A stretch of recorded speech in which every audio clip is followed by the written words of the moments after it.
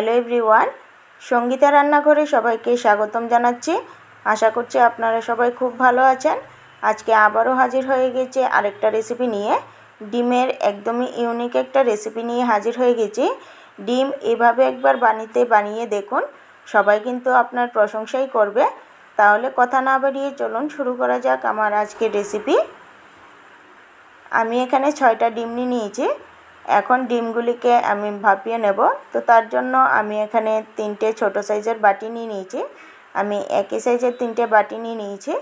এখন বাটিগুলির মধ্যে আমি সামান্য একটু তেল দিয়ে দিচ্ছি। তেলটা দিলে যখন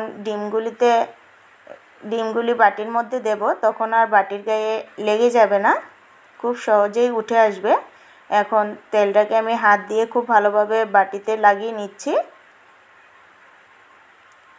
এভাবে করে আমি সবগুলি বাটির মধ্যেই তেলগুলিকে লাগিয়ে নিচ্ছি। এখন একে একে আমি ডিমগুলি ভেঙে বাটির মধ্যে দিয়ে দিচ্ছি। এভাবে করে আমি সবগুলি ডিম ভেঙে আমি বাটির মধ্যে দিয়ে দিচ্ছি। এখন এর মধ্যে দিয়ে দিচ্ছি কুচনো পেঁয়াজ,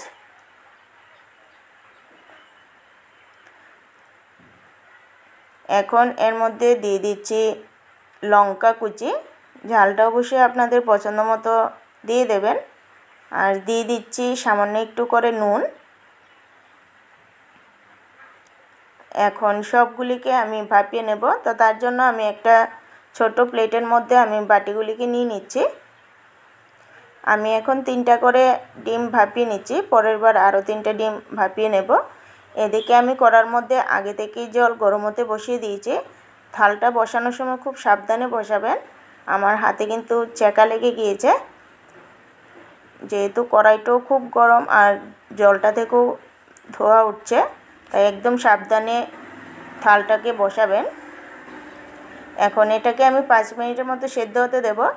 আর এদিকে আমি একটা মশলার পেস্ট বানিয়ে নিচ্ছি।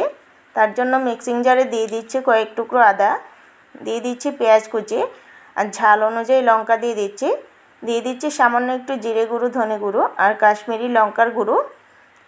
আর ছোটো সাইজের একটা টমেটোকে আমি কুচিয়ে নিয়েছি, দিয়ে দিচ্ছি টমেটো কুচি। সবগুলিকে একটা মিহি পেস্ট বানিয়ে নেব। আমি এখানে মশলাটার পেস্ট বানিয়ে নিয়েছি। এদিকে আমার ডিমগুলিও কিন্তু খুব সুন্দরভাবে সেদ্ধ হয়ে গেছে। এখন বাটিগুলিকে নামিয়ে আমি ঠান্ডা করে নেব। বাটিগুলি একদম পুরোপুরিভাবে ঠান্ডা হয়ে গেছে। এখন এগুলিকে আমি প্লেটের মধ্যে ঢেলে নিচ্ছি। দেখুন তেল দেওয়ার ফলে কিন্তু একদম বাটিতে লেগে যায়নি, একটু হালকা করে ঝাঁকুনি দিলেই খুব সুন্দরভাবে বেরিয়ে আসছে। এভাবে করে আমি বাকি 3টে ডিমও ভাপিয়ে নিচ্ছি। এখানে আমি সবগুলি ডিমকে ভাপিয়ে নিয়েছি। এখন চলে যাচ্ছি মূল রান্নায়। আমি একই কড়ার মধ্যে দিয়ে দিচ্ছি সামান্য একটু সর্ষের তেল। তেলটাকে আমি খুব ভালোভাবে গরম করে নিয়েছি। এখন আমি ভাপানো ডিমগুলিকে আমি একটু হালকা করে ভেজে নেব। আপনারা চাইলে না ভেজেও এটাকে রান্না করতে পারেন, তবে ভেজে নিলে ডিমের টেস্টটা খুব ভালো আসে। আমি হালকা করে ডিমগুলিকে একটু ভেজে নিচ্ছি। ডিমগুলি ভাজা হয়ে গেছে। এখন এগুলিকে আমি একটা প্লেটে তুলে নিচ্ছি। এভাবে করে আমি বাকি ডিমগুলিকেও ভেজে নেব। এখানে আমি সবগুলি ডিমকেই সিদ্ধ করে ভেজে নিয়েছি।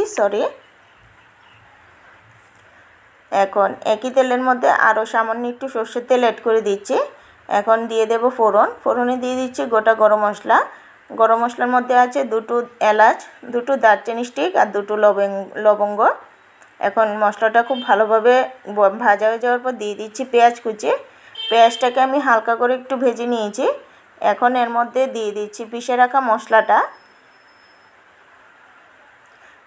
মশলাটা দিয়ে এখন পেঁয়াজটার সাথে কিছুক্ষণ নাড়াচাড়া করে এখন এর মধ্যে দিয়ে দেব পরিমাণ মতো নুন, আর দিয়ে দিচ্ছি হলুদ গুঁড়ো। এখন নুন আর হলুদটাকে মশলাটার সাথে মিশিয়ে নেব। মিশিয়ে কিছুক্ষণ সময় ধরে আমি মশলাটাকে কষিয়ে নিয়েছি। এখন এর মধ্যে দিয়ে দিচ্ছি পরিমাণ মতো গরম জল। গ্রেভিটা এখানে কমই দেবেন, এই ডিমের রেসিপিটা একটু গ্রেভিটা একটু ঘনই হয়।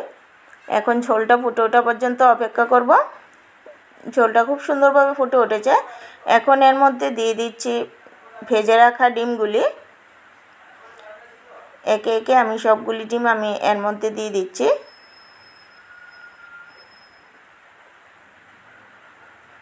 এখন ডিমগুলিকে আমি ভালোভাবে ঝোলটার সাথে মিশিয়ে আমি আরও 1 মিনিটের মতো এটাকে ঝোলটার সাথে ফুটিয়ে নেব। ঝোলটা খুব সুন্দরভাবে ফুটে উঠেছে। এখন এর মধ্যে দিয়ে দিচ্ছি গরম মশলা গুঁড়ো। গরম মশলা গুঁড়োটা দিয়ে কিছুক্ষণ সময় নাড়াচাড়া করে নেব। এখন আমি এর মধ্যে দিয়ে দিচ্ছি ধনেপাতা কুচি। এখন ধনেপাতা কুচিটা দিয়ে ভালো করে নাড়াচাড়া করে প্লেটে নামিয়ে নেব। এভাবে একবার হলেও বাড়িতে ট্রাই করবেন আর আমাকে অবশ্যই কমেন্টে জানাবেন কেমন হয়েছে। আশা করছি ভালোই লাগবে। আমার আজকের এই রেসিপিটা যদি ভালো লেগে থাকে তাহলে একটা লাইক করে দেবেন। আমার চ্যানেলটাকে সাবস্ক্রাইব করে আমার পাশে থাকবেন। আমার চ্যানেলে নতুন বন্ধু হয়ে থাকলে চ্যানেলটাকে সাবস্ক্রাইব করে পাশে থাকা বেল আইকনটা ক্লিক করে দেবেন। তাহলে আমার ভিডিওর নোটিফিকেশন সবার আগে আপনাদের কাছে পৌঁছে যাবে। আজকের জন্য এতটুকুই। আবারও ফিরে আসছি আরেকটা নতুন ভিডিও নিয়ে। ততক্ষণের জন্য সবাই সুস্থ থাকবেন, ভালো থাকবেন।